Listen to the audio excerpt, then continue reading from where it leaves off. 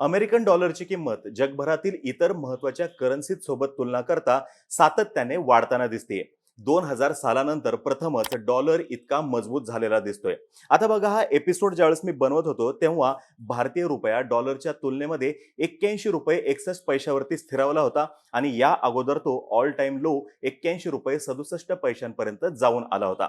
आता याच्यावरून भारतातील सरकारवरती सातत्याने टीका होताना दिसतीये. या सरकारच्या धोरणांवरती सुद्धा टीका होताना दिसतीये. पण फक्त भारतीय रुपयाच कोसळतोय का? तर असं नाहीये बघा. पाऊंड, युरो, जॅपनीज येन ही सुद्धा जगभरातली महत्वाची जी चलनं आहेत ती सुद्धा डॉलरच्या तुलनेत घसरताना आपल्याला दिसत आहेत. या वर्षाच्या सुरुवातीपासून पाऊंड हे चलन डॉलरच्या तुलनेत 21% घसरलेलं आहे आणि या गुरुवारपासून ते 8% घसरलेलं आहे. जे प्रथितयश गुंतवणूकदार आहेत त्यांच्यानुसार हीच परिस्थिती येणाऱ्या काळात अशीच राहू शकते. आज सविस्तरमध्ये माहिती घेऊयात डॉलर मजबूत होण्याची. प्रमुख चलन डॉलरच्या तुलनेमध्ये कुठे आहेत हेही पाहूयात आणि याचे परिणाम काय होऊ शकतात हे सुद्धा आपण बघूयात. नमस्कार, मी अरुण राज जाधव बोल भिडूवरती तुम्हा सर्वांचं अगदी मनापासून स्वागत करतो. सुरुवातीलाच काही आकडेवारी. 26 सप्टेंबर 2022 म्हणजे आजच्या दिवशीमध्ये $1 बरोबर 0.93 पाऊंड स्टर्लिंग अशी किंमत आहे. $1 बरोबर 1.03 युरो अशी किंमत आहे आणि $1 बरोबर 144.20 जॅपनीज येन अशी किंमत आहे. बरोबर एक वर्षापूर्वी म्हणजे 26 सप्टेंबर 2021 ला $1 बरोबर 0.73 पाऊंड स्टर्लिंग अशी किंमत होती. $1 बरोबर 0.85 युरो अशी किंमत होती आणि $1 बरोबर 110.76 जॅपनीज येन अशी किंमत होती. जगभर मंदीचं सावट असताना आणि आर्थिक चक्र मंदावण्याची चिन्ह असताना अमेरिकेचा डॉलर मात्र सातत्याने मजबूत होताना आपल्याला दिसतोय. या वर्षाच्या सुरुवातीपासूनच डॉलर मजबूत होण्यास सुरुवात झाली होती बघा. गेल्या 20 वर्षात पहिल्यांदाच जुलैमध्ये डॉलर आणि युरो जे आहेत हे समान पातळीवरती आले होते आणि याचा फटका जो आहे हा जगभरातील प्रत्येकाला निश्चितपणे बसतोय. म्हणजे डॉलरची किंमत वाढते याचं म्हणा किंवा डॉलर मजबूत होतोय याचं म्हणा. इव्हन जे अमेरिकन नागरिक आहेत त्यांना सुद्धा डॉलर मजबूत होण्याची काही ना काही किंमत चुकवावी लागते. त्यांना सुद्धा याचा फटका बसताना दिसतोय. आता डॉलर मजबूत होतोय म्हणजे काय हे सर्वप्रथम समजून घेऊयात. अगोदर $1 मध्ये 74 रुपये येत होते. आता $1 बरोबर 81 रुपये 61 पैसे झालेले आहेत. म्हणजेच काय, $1 मध्ये आधीपेक्षा जास्त खर्च करता येऊ शकेल किंवा जास्त खरेदी करता येऊ शकेल.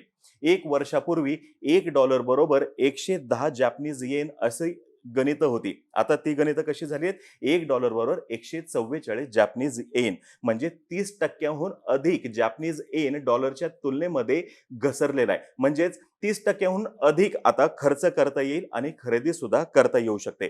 जगभरातील कोणत्याही मेजर करन्सीशी तुलना करता जॅपनीज येन जो आहे डॉलरच्या तुलनेत जास्त घसरलेला दिसतोय.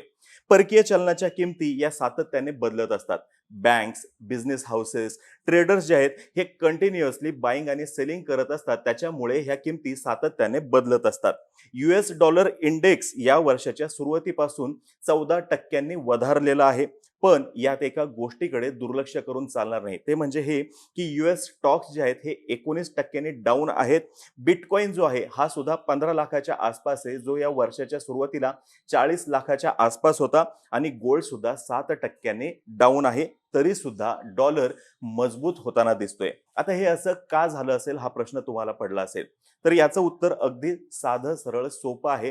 ते म्हणजे अमेरिकेच्या मध्यवर्ती बँकेचं अग्रेसिव्ह धोरण. म्हणजे बघा, अमेरिकन इकॉनॉमी जी आहे ही महागाईचा सामना करत असताना सुद्धा इन्व्हेस्टर्स इतर कोणत्याही चलनापेक्षा डॉलरला महत्त्व देऊन त्याच्यामध्ये गुंतवणूक करतायत. याचं कारण मी मगाशी म्हणलं तसं अमेरिकेची मध्यवर्ती bank federal reserve is on track to increase interest rates faster than any other major countries. म्हणजे इतर कोणत्याही महत्वाच्या देशांपेक्षा अमेरिकेची मध्यवर्ती बँक ही जास्त अग्रेसिव्ह आहे आणि ट्रॅकवरती आहे असं केनेथ रोगॉफ या हार्वर्ड युनिव्हर्सिटीच्या प्रोफेसर्स यांचं मत आहे. आणि हेच अगोदर IMFचे चीफ इकॉनॉमिस्ट सुद्धा होते. म्हणजे त्यांचं मत महत्वाचं आहे. अमेरिकेच्या मध्यवर्ती बँकेने लॉकडाऊनच्या काळामध्ये त्यांचे येथील व्याजदर जे आहेत हे 0% आसपास ठेवले होते. पण मार्च पासून त्यांनी जी त्याच्यामध्ये वाढ करायला सुरुवात केलेली आहे ती अजून सुरूच आहे आणि या वर्षभरात कदाचित अजून 1 ते 2 वेळात ही वाढ होऊ शकते. व्याजदर जितका जास्त तितकं इन्व्हेस्टरसाठी डॉलरमधील गुंतवणूक अधिक आकर्षक आणि त्याच्यावरती मिळणारे रिटर्न्स सुद्धा दमदार असतात.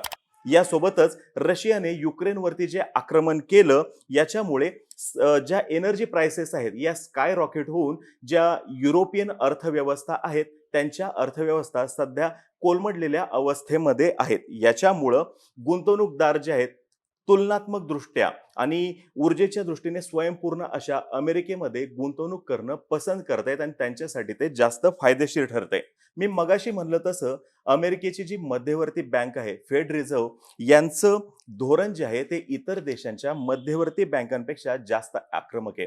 ते कसं, युरोपच्या मध्यवर्ती बँकेने 0.75% इतकी आजवरची सर्वाधिक व्याजदर वाढ केली.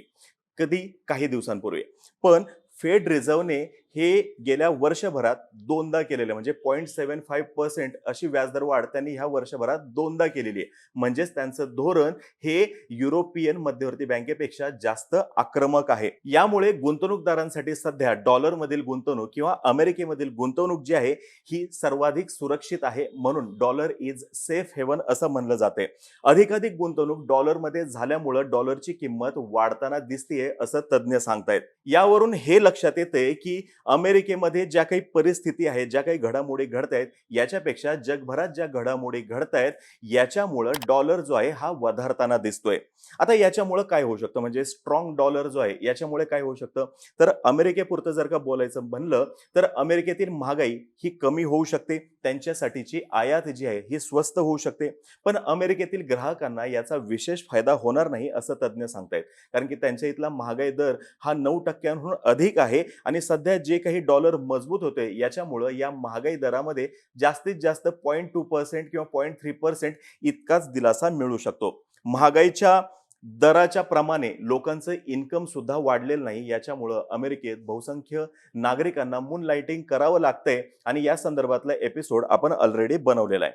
जे अमेरिकन ट्रॅव्हलर्स आहेत, जे जगभर फिरू इच्छितात त्यांना मात्र याच्यातून नक्कीच फायदा होणार आहे.